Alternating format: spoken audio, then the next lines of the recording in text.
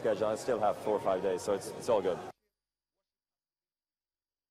Okay, that's Federer there. But then another big tennis tournament that's coming up later had to do with the Laver Cup, inaugural one. It's starting Europe against the rest of the world. So we're waiting to see how that it's going to be. And Roger Federer, of course, he is leading the pack in that one. Just on Wednesday, they had a press conference, concerning Team Europe. Roger Federer had to name, a player that will have to join them. Anyways. One last pick. Get surprise, surprise. Alexander Zverev, right? I mean, it's only right. That guy's been in remarkable form all season, and I'm not surprised he's been named the final pick for Team Europe. Well deserved, no doubt. And you would say it definitely, increases the chances of actually emerging victorious in this particular competition. Yeah, another player that was also picked, surprise for me also, is Denis Shapovalov. I mean, ranked sister ninth in the world. He's a Canadian. But then John McEnroe happens to he's a fan of him because he's a left-hander also, just like them.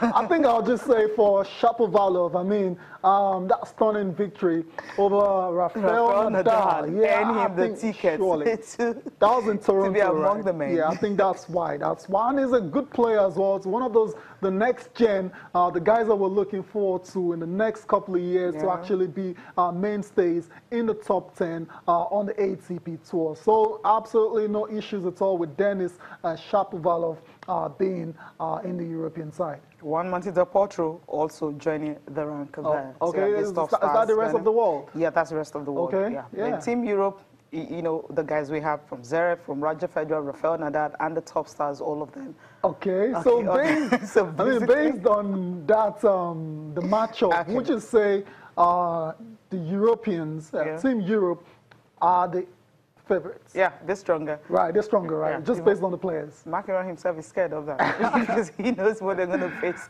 when it starts in September. Let's take a look at the pick. The last member of Team Europe is going to be picked by Bjorn Borg as a captain's pick. It's going to be Alexander Zverev, which we're very excited about because he's had a wonderful year, and that's great news. We're very excited when we heard it. Absolutely. I think this young man, he's going to be a great, great player in the future. He's a Canadian, but we won't hold that against him. And he is also a left-hander like Mr. Rod Laver and myself. So I'm excited to announce Denis Shapovalov as one of my captain's picks. Come on up, Dennis. It's a little nerve-wracking to be sitting with all these great athletes. A little bit nervous, but yeah, it's a fun time for me. You and I can be the outsiders in this group, Dennis.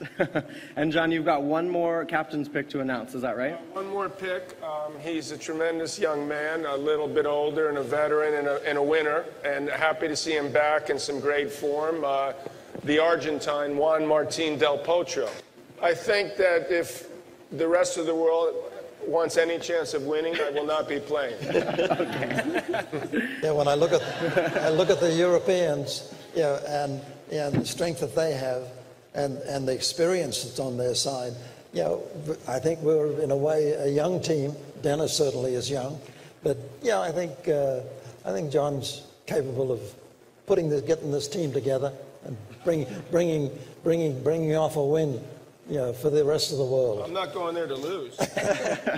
It just gives you an opportunity to, be in a unique team, be with these great gentlemen and great champions, and obviously to learn from them. And to, with this kind of event, I believe that even the popularity of tennis can grow, and everyone can have a positive impact on it.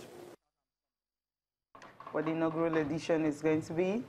September, and of course, going to be an annual thing, but except Olympics. So whenever there's an Olympic Games.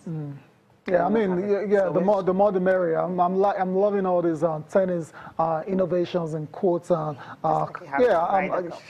exactly. I like it. So let's move on with the show now.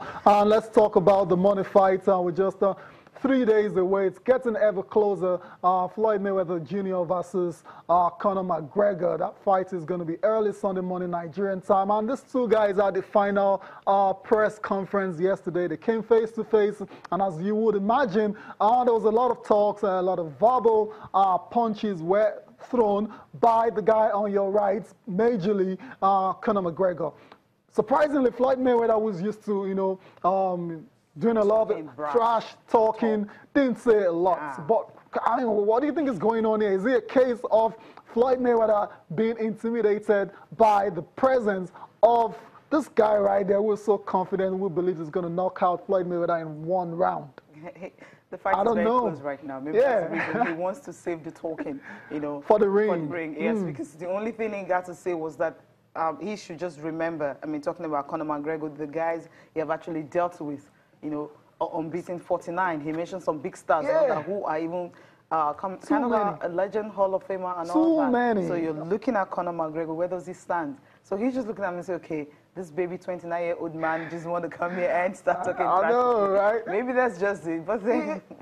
I get what you're saying. I mean, there's nothing for Mayweather to really say. His records speak for itself. So he doesn't really have to say much. But he still had a few things to say. But the main guy doing the talking was Conor McGregor. Let's get to listen to both boxers, in the final press conference ahead of the morning fight on Sunday morning.